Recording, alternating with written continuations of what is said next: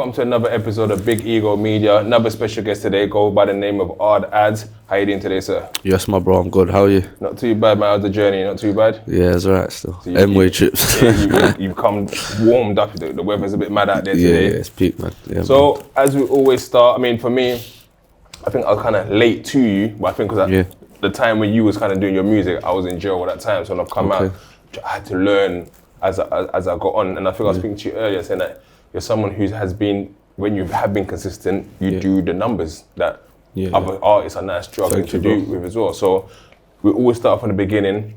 So Ard Adz, where are you from? What's your family background? Where did you grow up? From area-wise, Brixton. Yeah. I was born in Parental, St. Mary's in West, but literally, mum moved straight to Brixton like 3 weeks later. Okay. Grew up in Morocco for the first 4 years, then came back over here, and then that's where life began for me in England. I was like 4 or 5. I'm gonna say Paddington, West London area has got a big Northern African community over there. Yeah, around Ladbroke Grove side, there's a massive Moroccan community, North African community over there, but in West in general as well. What was the thinking for having to go back to Morocco for the first 4 years? I think it was more, mum was just working and all of that. And it's just bare like unsettling, not a permanent house to stay, just one of them ones. So I got obviously sent back to Morocco for the first 5 years, just till things was a bit balanced back over here. And then when I come back, I joined school straight away in Brixton. Yeah. So mum stayed in the UK, sent you back to live with family, basically. Basically, yeah. At the time, did you understand what was going on, or you didn't even know? Not really. I was bare young, so I just thought it's life, innit? Like this is how life goes, innit? But I didn't really understand, like, my mum's all the way in another country, and because she used to do it kind of smart, like she would come every now and again on even if she has like a weekend holiday, she'll come Morocco and see me, innit? And did you know that was your mum? Yeah, I knew. I always knew that was my mum. And I just always knew that she was working, because my family used to always say, your mum's working. And I used to think she had some mad job, like, you get me? But that's what it was, man. So you came back over, did Dad play a part at all at the time? In your life at the very early stages? Yeah. So when you come back to the UK, then going to school, growing up in Brixton, I mean, how was that for you? What was you into at a very young age? At that young age, when I first come and I was like 5 or 6, I was listening to football, man, and just normal kid stuff, innit? Any good? Yeah, I was a little baller still. Everyone comes here and says, a baller. What position? I was a baller, mid and up front. I was gonna say you look like a 10, I don't know. No, I was 11 and 12. Them two numbers I used to play with. Morocco. No, I mean not like shirt numbers. I mean like your position. Is it attacking midfielder? Right mid. Yeah. And Northern Africans are known to be skillful. Them and Somalis are known to be very skillful players. So was you skillful? Yeah. I had a bit of skill still, but I was more of a don't lose the ball guy. Just just get the ball, pass it, and look for space. That was me still. So do you remember what you wanted to be at early stage? Like, I want to be this one day, just footballer. Footballer, that was me, man. I was proper, and I swear down, it's not like, you always hear these stories, man wanted to be a footballer. No, I genuinely wanted to be a footballer. And then, I don't know what happened, bro. I just must have got sidetracked one day, innit? Who did you support? Man U from young. I've been supporting Man U. Okay. So in the glory days, those days. It was Andy Cole days, them days for me. That's when I was into football. Now I wouldn't say as much. I probably couldn't tell you the full squad on Man U. You get me. But so, how was you in terms of intellectually in school? Was you the top set, middle, struggled a bit? I'd say I was in primary. I'd say I was top set. Then secondary school, I kind of started fading in school, and I reached like middle sets and that. But academically, bro, I've always been calm. Like English, maths, science, any subject, I'll do all right in it. Like I'm not gonna do the best, but I definitely won't be the worst. What was like you said, you started off well in primary school, but what was the thing about secondary school that sort of made it go different for you? Obviously, when in primary school, remember, I've only been in the country, let's say, 3, 4 years. I'm still learning, everything's still fresh. By the time I've reached secondary now, I'm comfortable, I've been in the area for long, I've got friends now, this and that. And then obviously, you're just older in life, innit? So I'm just going secondary school, seeing a couple of my brethren, just getting to like little mischief and that. And that's what man found entertaining at the time, innit? Like stealing bikes, you know how it is when you're young, just little things. And I guess from there, it kind of just started going down the wrong road, isn't it? What was the discipline at home like? Would mum beat you and say, yeah, what are you doing? Like, Yeah. So I'm not even trying to incriminate but my mum, but she would do damage. I mean, everyone knows African parents beat, so yeah. It was peak at home still, yeah. It wasn't a thing where I could bring that home, that attitude. And now, my mum didn't know up until I went prison when I was 16 that I was even involved with anything to do with crime. So she just thought you was a good kid? Good kid. I played it very, very well. And do you think that's the problem, that parents don't really know their children? Like, and it's not their fault because children come home, oh, grades are okay, you're being polite, oh, mom, can I go out with my friends, you don't know. Do you think parents should be more vigilant and try to say, okay, actually, who you going with? Yeah. Let me know who that is. Let me have their parents' number. Do you think parents need to do that a bit more, or is that being over the top? No, definitely. I think parents should do that more, but nowadays, 100%. Back then, we're talking like 23, 24 years ago, 20 years ago, it was more of their learning as well. Yeah. Do you know what I mean? Whereas now, like, man's been here, we know right from wrong now, innit? We should be able to tell now when our child is going, like me, my kids can't trick me the way I trick my mum because we know better, innit, sort of thing. I don't know how to word it, but that's how I feel, innit? But definitely, parents should definitely try harder and just don't always just believe your son if he's coming home and acting innocent. Yeah. Do your own research but obviously you got some smart kids out here, bro. Yeah. You get me? I mean, you're making sense because for me, I know the lies I was telling. Yeah. Even looking back now, thinking, did my mum really and dad really believe what I was saying? Because some of the lies were wild. I think my daughter couldn't tell me that, but do you sometimes let them off? You know they're lying, let them, or just nip it in the bud straight away, like, no, you told a lie. I nip it in the bud straight away, yeah. Because I know what it can lead to, and this is the difference. I think man's parents didn't know what it could be. Yeah. They just thought, okay, we're coming, remember, man's parents, they're coming from, let's say like Ghana, Nigeria, Morocco, Colombia, Pakistan.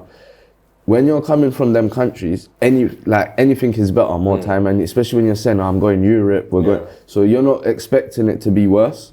So they don't really have that stomp that we're gonna have because we know how bad it can be. Whereas man's parents think, oh, the worst it's gonna be is be a little shoplifter for 1 year, and they don't understand. But now that you deep it, and I'm older, you are safer in Morocco than you are in London. Facts. You're not getting chinged up in Morocco. Or, do you know what I mean? I go to Morocco all the time with my friends with our jewelry, no one even speaks to us. You can't do that in certain areas of London. You know how it goes. So that's what they didn't understand back then. And that's what we understand, innit? So I think we as parents, definitely this generation, should definitely do better than man's parents. Yeah. And what was it that age that you say you touched road, like where you're hanging around and the wrong crowd basically? What was it that age really? I'd say it's a tricky one because when I was in year 6, before I joined year 7, I was already getting arrested for like stealing from Lily White's in West End and stuff like that. But I wouldn't say I was on the roads. I was just, do you know what I mean? I was just a little street thief, and I wasn't in nothing serious. But when it started getting serious heavily was when I was around 14. Year 9. Yeah, so that's when now I'm doing offences that now I can get 5 years in jail, 7 years in jail, 10 years in jail. Whereas before it was just, even if I get arrested, it's a slap on the wrist. So I wouldn't really call that part being on the road. But yeah, 14 is where I was taking heavy risks. And where did the name Ard Adz come from? So when we was all kids, I was in a little group called Tiny OC back then, just before a gas gang had formed. And what it was, we all, so like Show Shallow, everything, it was SS. We used to do this thing where our name would have like AA or CC. And it was just a time back then, innit? And I just kept mine, innit? Literally, it was just one of them ones. I mean, talk us through that old school time, because obviously we had, I guess, OC General Stinks on here at one point. And that whole sort of era, like, what was it about them, man, that you guys kind of looked up to at that time? They was just doing things different than most other people that we was, well, do you know what? There might have been other people doing it, but we weren't aware. There was no social media in it. Yeah. So the people we knew about that was doing this properly was Stinks, Jaja Souls, like SMS, PDC, OC, SMS, basically. Them times, and I'm talking 04, 03, when man was kids.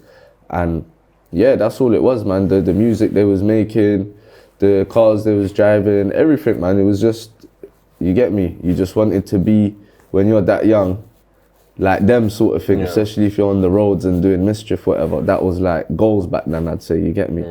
And you think that's the danger of the society that we have, because our role models are people who we think are role models, but not really role models, because like, was there no one else at that time? Because you're seeing these guys as the role models, but was there no one else that maybe the youth worker at the local youth club, the football coach, or was it a thing like, oh, these men are just good guys, they're not making money? That's what it is. And you didn't, I wouldn't say you didn't have respect for those guys, but it was a thing where you just thought, oh, this guy can take it from that guy, so why do I want to be that guy? It was more of that sort of thing, innit? That mind.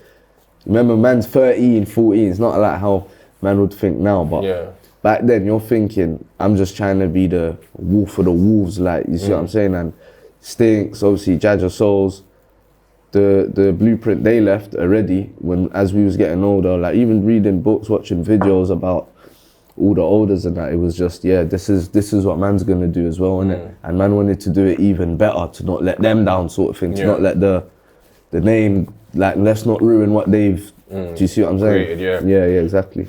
So at which point then would you say, like, you was officially, okay, I'm now repping OC, I'm going around saying, okay, I'm OC? Because you know, sometimes you can be kind of in the peripheral, like, you're from the area, but then, like, I will talk about how I officially became a Peckham boy was when someone said, oh, you're one of us now. Yeah. Do you remember the time when someone said, oh, you're officially OC? Yeah, so it was my brother, Mitch Sants, when we was in secondary school, year 9, before the day where he just said, yeah, you're OC. I used to go with him every other day to his house, kick back, and I was meeting all his brethren, all the OC youths. And one day, man, we went somewhere all together. I think I did something, I can't remember what it was, but I did something, I felt like I banged someone, or I don't know, something. And I was like, yeah, you're OC now, you're OC. And that's what it was. It's literally like that, basically. Like that, And that's what I always tell parents, like, the way we get recruited to gangs is just mad, just by doing one little thing, you're fully involved. Yeah, that's it. I mean, that whole era, because I mean, I was in jail 07, 015, briefly was out 09, 010, but when that whole era of the gas gang, I mean, what was this? I mean, why did you guys rebrand into Gas Gang? Is it just a thing that we say, okay, this is our own name now? That's what it was, yeah. So OC and PDC, and that was something that was created by the elder lot. And at that time, a lot of them was in prison, and some was doing this and that, and man, that no one was really around. There was just only a few of them in it. So we was like, let's do our own thing now. Let's start our own thing like what they done, and let's try and make it big as well.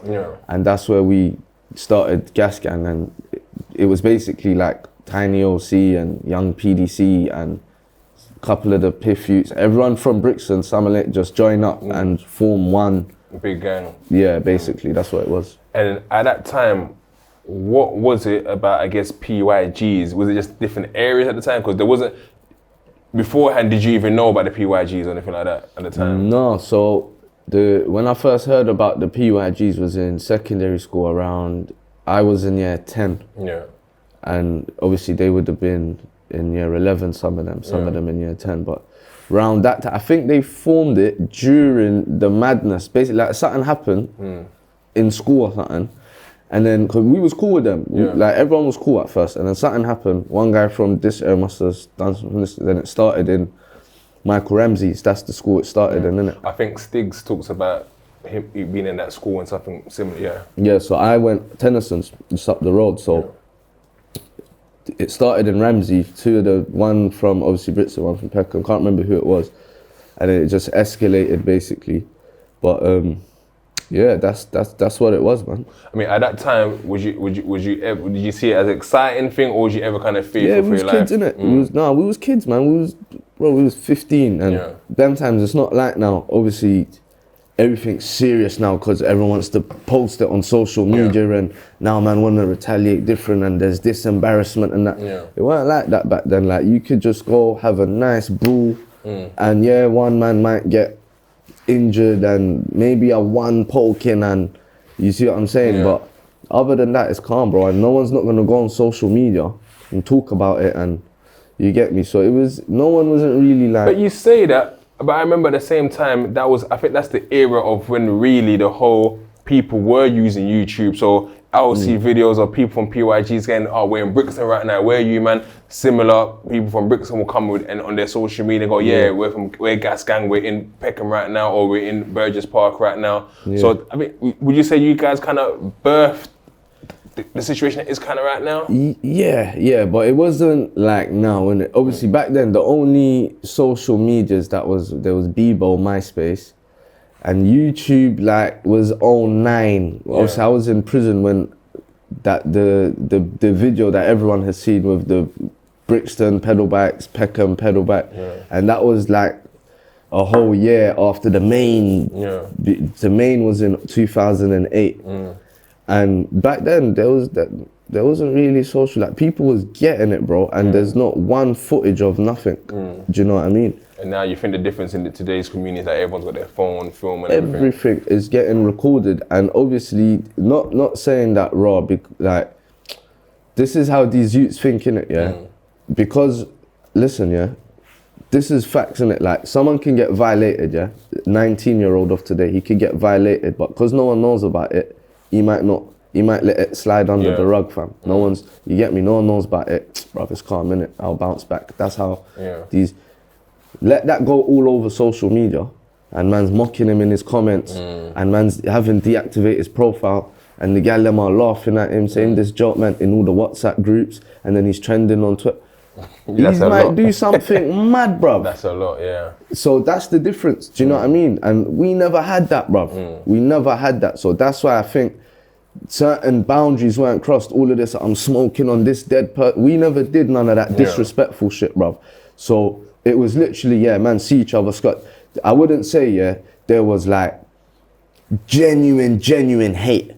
Like these that was beefing, man can see each other and say, yo, bro, because man didn't cross certain boundaries, bruv. Like these youths got no respect, bruv. Do you know what I mean? Like they'll post up each other's mums and violate that, bro. They're going offside, innit? What do you think's changed apart from just the social media? What do you think's made the kids be so disrespectful? Because of social media, the respect has just gone down the drain, fam. That's what it is. Because man, now the egos are way too big.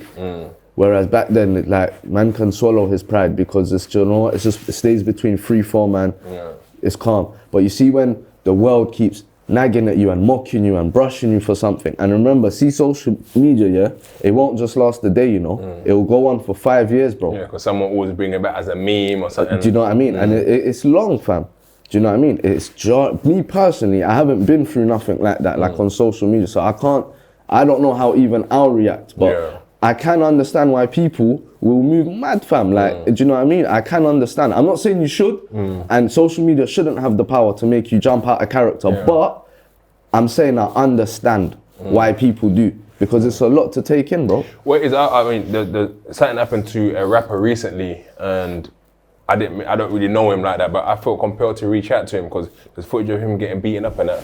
I just reached out and said, bro, everyone takes L's, Take on the chin and move on. Don't go and do something silly. He's like, you know what? I appreciate that. Thank you. But sometimes it's needed. Sometimes we feel that we have to go and do. But in the day, you're gonna retaliate. You're the one that's end up in jail, and you think of a moment of madness for silliness. But anyway, let's go back to this. So you said 16, you found yourself in jail. I mean, what happened?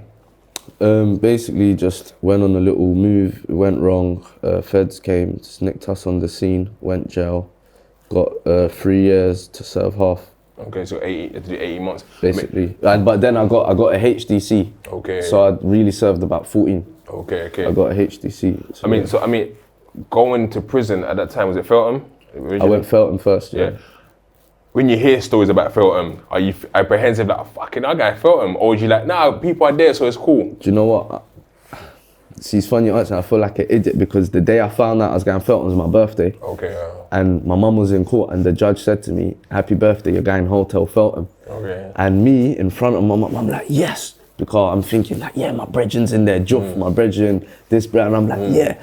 And remember, man, I got no kids, nothing, I got no responsibilities, but I'm thinking, yeah, man, everyone goes Felton. Do you think that's what it is? Do you think that's a rite of passage? People, you see it as young people, yeah, I need to at least go to prison to show man them that, yeah, I done that thing as well that everyone does. Back then, yeah, that's how man was thinking. Like, because basically, you see when man's 15, 16, man will come out of jail. I know people that's going jail from secure unit days, like when they're 13 and that, they're coming out and then everyone thinks they're the man. So I'm saying, no, I don't want man to think I'm the man too. Remember, man's young. So when man's going jail, at that time, at 15 or whatever, 16, it's more of a fucking accomplishment, bruv, than do you know what I mean? Because, bro, man's head is not right. Man ain't got responsibilities. Man don't even know what man's living for yet. Do you know what I mean, bro? So, yeah, guy in jail, it's just like, yeah, man's going to see the man them. That's all that's running through man's head. And everything's fine. The man them's there. Do you get it? I mean, just there's something there that's very important. Said at a young age, you don't even know what you're living for. Yeah. And that's as true as it is, because you want to have fun. You don't even know the importance of bills and families. No purpose in life, bro.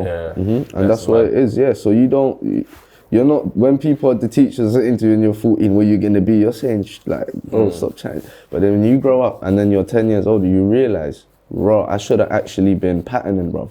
So, and you can, listen, it's human nature, bro. You cannot tell 13, 14-year-old, some of them you can, innit? But like 8 out of 10, bro, you're not telling them about what you want to do in 10 years and they're not hearing that, bro. They're just not hearing it from that.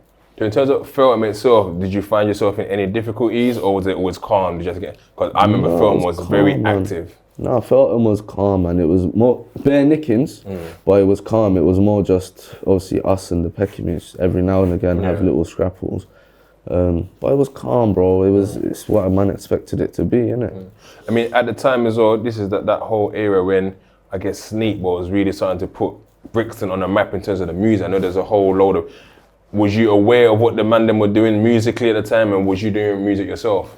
Before I went jail, I was doing music, but it was on MySpace and all of that. And I was getting a couple numbers still before I went jail, but I didn't know the seriousness of music. I didn't know how it worked. I was 16.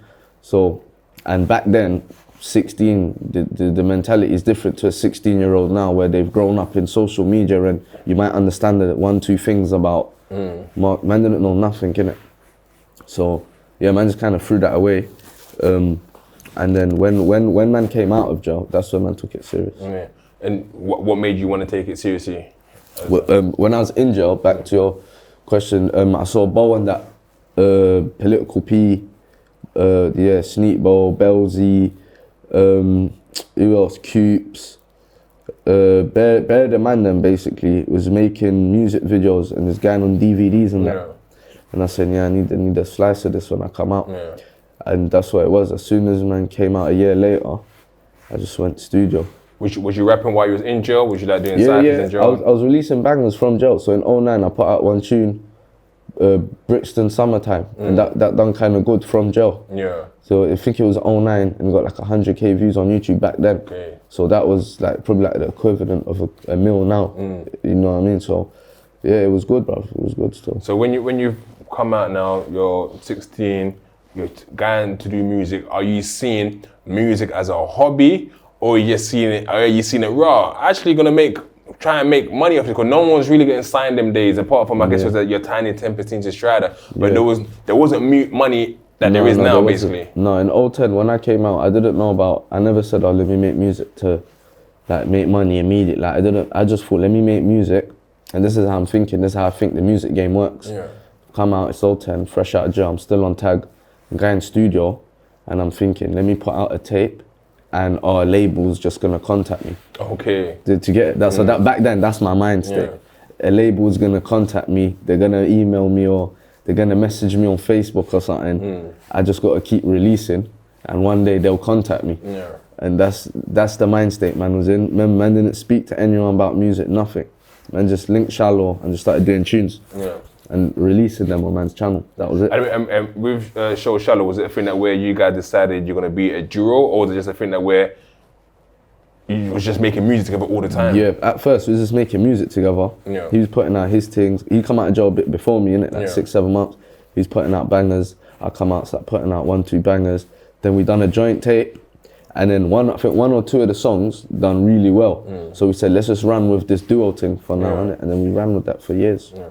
And in regards to, I guess, consistency, how difficult is it to be consistent throughout the year? Because obviously, music costs money. You have to put money, you have to go pay to studio, you have to pay for camera, you have to pay for marketing and so on. How difficult was it? Oh, you know what, this thing's long, man. I can't bother this no more. Are you talking 011 times? Or yeah, now?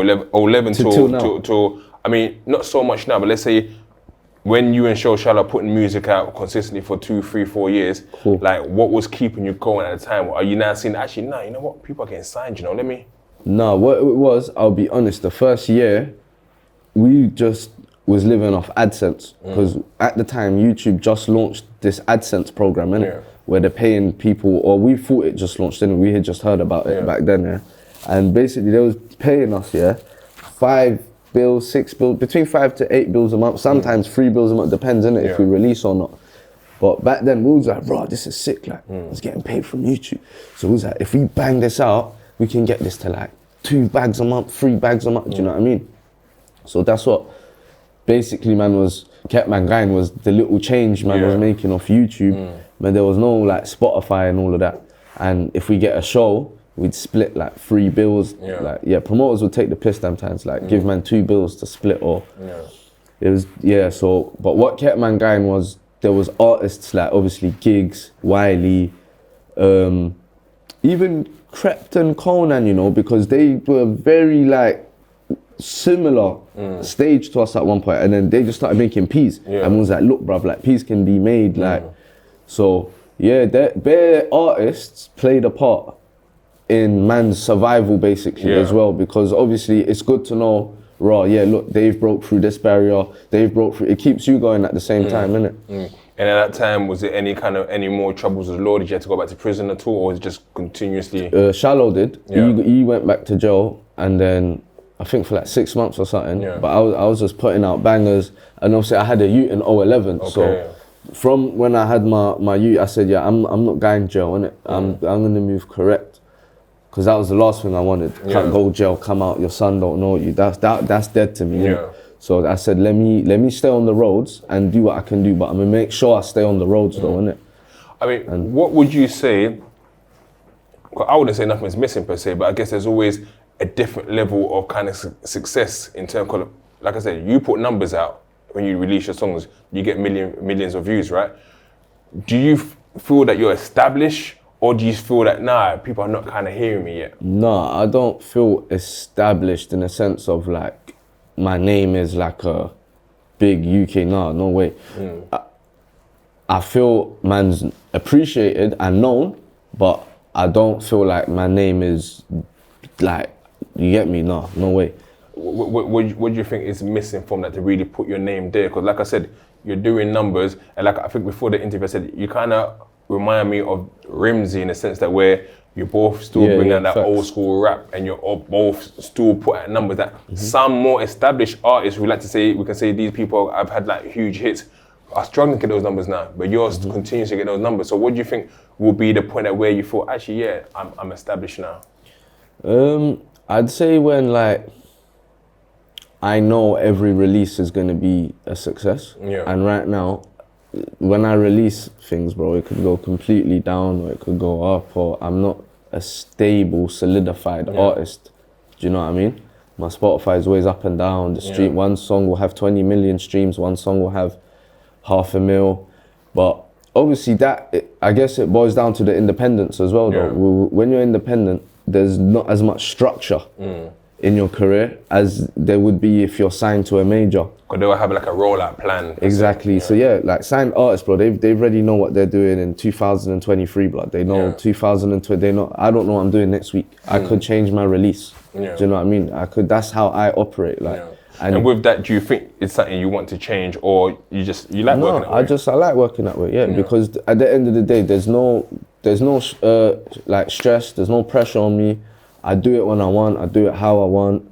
And if all goes wrong, bro, then there's only myself to blame. Yeah. And the worst thing that I can, like the position to be in for me is, in music anyway, is you kind of give everything to somebody, a label, whatever, and then it goes wrong, and then now you're blaming them the rest of your life. Yeah. That's dead. That can go horribly wrong for you, do you know what I mean? So for me, it's just, when you sign to a label, for me, it's you're rolling the dice, innit?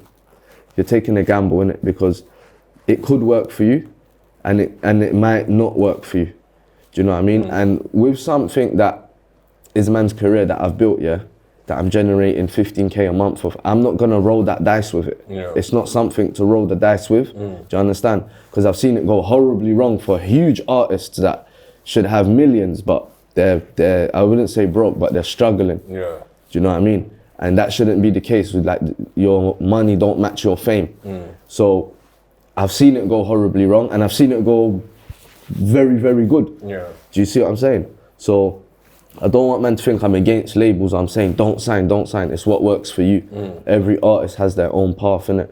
And for me, I'm not gonna risk what I have for it to go left, fam. Yeah. And I could be in some mad headlock, like, do you know what I mean? That's dead. And they're saying don't release for 3 years and fuck all of that, bruv. Yeah. I mean, I guess the whole transition of the music scene at the time now, I've seen sort of traditional hip hop sort of transpire, and then the whole, and grime sort of died down, and the whole now drill is the main thing. But I'm seeing traditional hip hop slowly starting to make a comeback. No, it's there, yeah. I mean, where do you stand in what your lane that you want to sort of go? I've seen you dibbled a little bit with both. Yeah. Is there something that you're more comfortable with? My comfort zone is obviously rap, original hip hop, rap beats.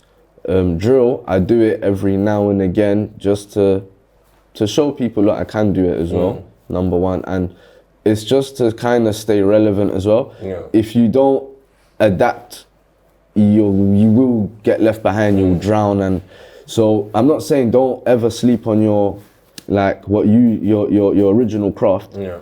But try to adapt as well, just to stay relevant, stay in people's mouths. Oh, did you hear that thing my man jumped on? No. Because then you get boring if you just do one. Yeah. Do you know what I mean? So my biggest tune is Habibti, and that's on like a trap beat. Yeah. I don't do trap. That was my only song like that ever. I haven't even done another one. It said, and I think that had like 8.9 million views on Grime Daily. Yeah, something like that. Why do you think that worked?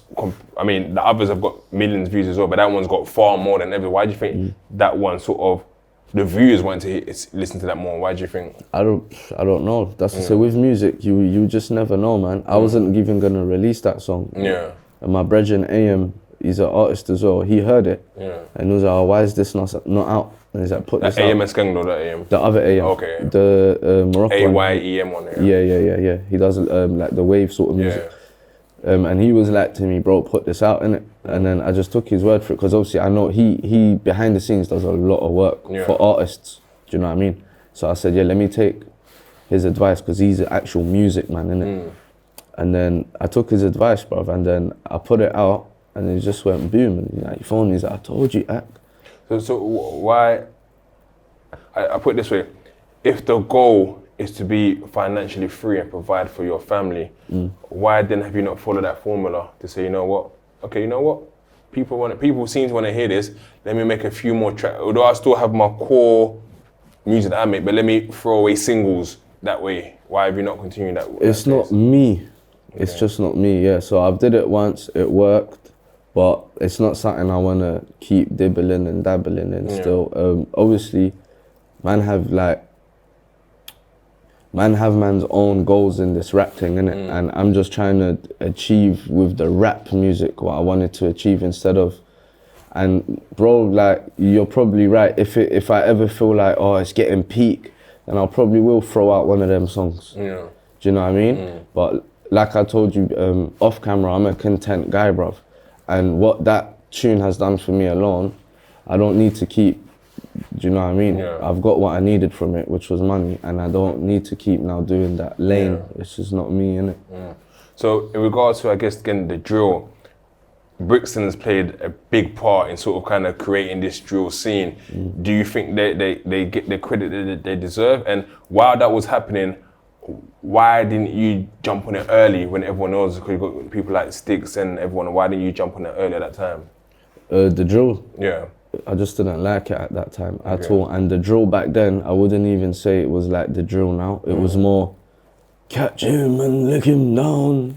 Run, man, I don't know I'm savage. Run him down, wouldn't leave him cabbage. It was different, innit? This one is more grime. I like the tempo. Yeah. That drill back then was more the beginning drill, the Chief Keef sound. Yeah. I'm not a fan of that. You weren't a fan, yeah. No, I'm not a fan of that. And just in regards to Brixton again in itself, is there a thing that where you think as a whole, Brixton, I know we've got Sneakball, but other artists in Brixton, do you think you guys get the credit that you guys deserve? But if you look at sort of different areas, you've got like Tottenham's got the OFB and it's kind of sort of recognised Peckham gigs. And also, do you think Brixton gets his credit that he deserves in the music scene in the UK? It's a hard question still. I don't know because I don't really like, it's not something I've looked into to see, get me, but I guess we do. I would say we do. Obviously, it could be better or whatever, but yeah, people know who the man them is. Like, do you know what I mean? Like, what can man expect to fucking be some, do you know what I mean? Red carpet dons everywhere, man. Go, yo, it's them lot. No, we get our respect. What more does man want? People respect me anyway, so like, what more does man want? When I see people that have respect, they know who man is. I get invited to play. Like, what more does? Do you know what I mean? How far does man want it to go? Like, does man want to keep giving us awards every week? Like, do you know what I mean? So in that sense, bro, like, I do, man, feel appreciated, bro. And just in that, the mobiles just came across, and obviously they got the best male. Do you feel there's a space for you now to be nominated for the best male of the year? No, because what have I, compared to Get or Central, what have man done this year? And this is what people don't understand, the fan. They keep saying, oh, why is he not nominated? Why is he? Because, bro, more time, man ain't did the work, fam. Man ain't done the work, but man want the credit, fam. Do the work, bro. Do you see what I'm saying? But you think also they only fuck with people if you are signed? No, that's bullshit. Like, before, I used to have this mind of, oh, the man them blacklisted. No, man's just not doing enough work, bro. That's it. Do you know what I mean? Man, just keep working. Do you know what I mean? And then you keep working, bro, and until your thing's undeniable, of course man's gonna nominate. You're not even gonna care about a nomination. So that's what it is, isn't it? And obviously, people favour people or whatever when it comes to awards, but like I said, hard work is undeniable. Yeah, so what? Someone might have to work harder than someone else to get the same credit, so that's life though, innit? You can say that's life, innit? Yeah, that's it, fam. So once you know that, it's still with it, innit? The worst thing is to sit there and be like, oh man, don't get man shine, and that's not going, bro, that's not going nowhere. So in regards to, I guess now we're more mature, we're more adults, just touching back on sort of the PYG thing, would you ever be open to any sort of collaboration? Has there been one that I've not seen already, or is it like, you know what? I think me and Tiny Beast, I'm sure we got a song on Sneakball's tape. Okay. Yeah, Bo put that together. But yeah. And how is that as a moment in itself? Like, bro, we was actually beefing these people for no reason, and we can actually say, we're just man them, really. Let's jump on a track together. How was that as a moment? Do you know what? It's like I said, it's a part of growing up, innit? And you're not gonna realize everything in one day. It's year after year, you realize one thing, and one you just, even now, man, still learning, bro. Yeah. So that's what it is, innit? But yeah, when you do realize how much of a waste of time and how stupid it could have been for no reason, like people, you know what I'm saying? Alhamdulillah, with that like beef there, no one's life was lost, like, and things, and you know what I'm saying? But yeah, it's stupid, bro. But when you're young, you're not thinking like that. I mean, just as you mentioned it, when you're young, just talking to the young people that are there now, kind of listening, who are trying to get into music. I spoke to you off camera as well, just in regards to how the streaming thing works for them. So, do you feel that you can live a more comfortable life just being independent and just doing your own streams off your own marketing? Yeah. Do you think that's a better thing for people to have that kind of ownership? So look, I'll show you something, yeah? Obviously, I'm going to show Bobby so he knows man's not lying about the numbers. He'll confirm in it. So I'm fully independent. I've never signed a deal in my life, yeah? At the bottom, from how many streams was how much? Can you see? Okay. Yeah? So can you say that out loud for them, please, bro? Well, the streams or the amount that's in the account? Both, so they understand. Okay, so your total streams is 54 million 904,378. The amount you've made is £246,102. Okay, now that's on that account. Now there's Ditto. So what's it on this one? So there's different accounts? Yes. Okay, this one is 206. So I've got Ditto and Tunco. Big up Ditto, because them are people. This one is 206, let's round out, 206 million streams, right? No, streams. 46 million streams. So that's it, hang on, where am I going? Oh, okay, 46 million streams, you've generated £211,000. Yeah, so if you add up both the accounts, it's just... Hey, I might need to start going and do some rapping, you know? So that's... If you add it up together, it's a shy of a $500,000 basically. It's $500,000 just off streams. Forget everything else that comes in between. That's just streams, isn't it? And that's what I'm saying. If you can work and you know in your heart, yeah, Rod, you know what? I'm gonna do the work, innit? Yeah. I'm gonna work, bruv. I'm gonna go studio and I'm gonna release songs, bruv. Then yeah, maybe the independent route is for you to an extent. Yeah. Do you know what I mean? But if you have no work ethic and you know, do you know what? I'm an unorganized guy. I can't even get up in the morning, bruv, like sign a deal, innit? Because then they'll do the hard bit for you. Yeah. But that's what I said, it all comes down to you, innit? And yeah, that's how it works. So on average, 1 million streams on Spotify would be about £3,700, 3,000, something like that, innit? On an Apple Music, it's roughly about double. Okay, those numbers has inspired me. Because I was thinking earlier, like, people come up to me and say, oh, Bobby, you should manage artists. And I was managing a few artists before, and just for me, it's the long game that I can't really be involved. But that's making me think, right, boy, that you might need to get back involved in that still. So, I mean, with that amount, you can afford to live comfortably. You can do what you want. So, I mean, just going forward, is there anything else you want to do besides music? Obviously, I'm doing other things now, innit? I'm heavily involved in like stocks and crypto and stuff like that. Getting my head down round now to properties, and I'm opening a few like dessert takeaway places, this and that. So yeah, I just dibble and dabble in general, bro. But in terms of like something I want to do like a hobby, it'd probably be acting. Okay. In future, yeah. Okay, I'm looking to do a few more film projects, so I definitely play for that still. Yeah, no, I'm loading, man. I mean, would you ever sort of produce your own film too? Inshallah, bro. Yeah, man. Yeah. Hopefully, man. So on music, then, what can we look forward to? 2021 has come to an end. Yeah. By the time this probably comes out, we'll be in 2022. So what can we look forward to 2022 from Ard Adz musically? I've just got a few singles dropping, obviously a couple of freestyles on the media platforms like Mixtape Madness and that. Probably one solo tape and one joint tape with my boy Millie95. That's who I'm kind of passing the baton to when I'm signing up. So yeah, look out for Millie95. He's defo, top, like, and I'm not just saying this, but he's top 3 artists in this country. Facts. Okay, so no more. Yeah, facts. I mean, you just said something there as well. I might as well plug in. We're looking to start doing a freestyle thing on Big Ego, so please feel free to come and bless us with something. Shout me, bro. We're not doing that whole. I mean, you guys own all the rights to it. Like we just want to big up our platform, but we're not taking no one's money like that. No, I'm there, man. But I mean, something came up about maybe 3-4 weeks ago, and I think it was misinterpreted. They said basically that you had quit music, but you said no, that wasn't the case. I mean, what happened at that point? Yeah. So I did an interview with Clue saying, I will eventually like to quit music ASAP. Like when I'm 30, I'm 30 now. So hopefully, by the end of 2022, I would have stopped music, innit? But I think I went to a mosque and I gave a speech to a couple of the young G's and just people in general. Just saying, bro, no matter what you're doing in life, just pray, innit? And I think that footage just went on social media, and because I'm in a mosque and that, people just said Ard Adz has quit music. But I mean, I was involved in that clip. I don't blame it. It looks like that as well, innit? Do you know what I mean? But obviously, the clip, I'm just talking about how praying is important. I'm not even talking about music in that clip like that. But that's all it was. It's just a misunderstanding on it. Back to what I was saying, on social media, like everyone just. That's how social media is, isn't it? You just got to know how to deal with it, man. But there's a misunderstanding, and that is all, man. Yeah. I mean, you just said now, when you turn 30, that's it. So 30 is coming up. So it's literally... I'm 30 now. Oh, you're 30 now? Yeah. So hopefully I'm stopping ASAP, bro. Is it hopefully, or you're quite not sure yet? No. It's defo. I just got to get this tape finished, and that's it. That's my last work, bro. Yeah, I'm done, man. So the tape coming out next year? Yeah, it should be around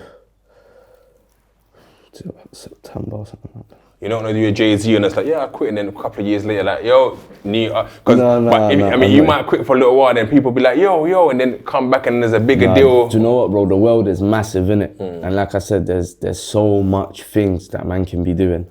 And I've did music, I've loved music, I'll always love music, but now I've got to, you get me, fam, explore some more, bro. Like people say, life begins when you're 30, innit? Yeah. So yeah, I'm gonna go do some grown man stuff now, if you get me. I hear that, man. So I mean, as a father, how important is being a father to you, and what sort of lessons have you learned from your childhood that you sort of pass on to your children now? Do you know what? My children are my world, my life, my everything. You get me? Without my son, especially, he's nearly 11. So I had him when I was 19. Like I would have been finished a long time ago, man. Do you know what I mean? He kept me going through the trenches, like when, do you know what I mean? So yeah, my children are my world, man, and I just guess what I teach them is just love and respect, and that's all, man, and I hope they just carry that through. And that age right there, 11, that's year 6, right? Yeah. So I always tell people, secondary school in September. The biggest transition is because in year 6 you're innocent. You just want to play football. You got your Premier League stickers, and then year 7 you're now meeting with the people that in year 11. That's that big. I mean, jump. Have you started giving that talk already about what to kind of expect? Yeah. So he knows, man. Yeah, do you know what? To be fair, bro, he's year 6, but he already acts like a year 10. Okay. My boy Nav can tell you, bro. You get me? He's a grown man still. He's a little grown. And man. Is it a thing that where he lets people know, oh, my dad's cause my daughter's starting to be like that a little bit the other day. Sometimes, sometimes, yeah. He's not ashamed I'm his dad. You get me? It's just sometimes, if he feels the need to. Like if a teacher says, "What does your parents do?" You say, "Oh yeah, my dad's a rapper." And when I went to his parents' evening, his teacher was like, "You were a rapper?" And I'm like, "Yeah." So I was making sure his son was saying you're a rapper. And she's like, "I thought he was gonna have like long hair and big chains." I'm like, no, rappers are changing nowadays. Now, literally, my daughter called me the other day. She was on a Christmas trip. They went to the ice skating. Like, why is she FaceTiming? And she's like, "Hi, Dad, I just want to say hello." But then she got all her friends in the background. They're like, "Oh, hi, Uncle, hi. Can we get tickets to Russ and Tion's?" I said, "I don't know them like that to get tickets, but it's all good, man." But now, children mean everything, man. Any last words for the fans out there? Anything you want to say to them? Just keep grinding, bro. Everyone's keep doing your thing. It's been a hard 2 years for everyone. And yeah, man, just don't be defeated by this corona. Just, you get me? Just stay on top, man. Stay on top. Well, appreciate it, man. Love, man, bro.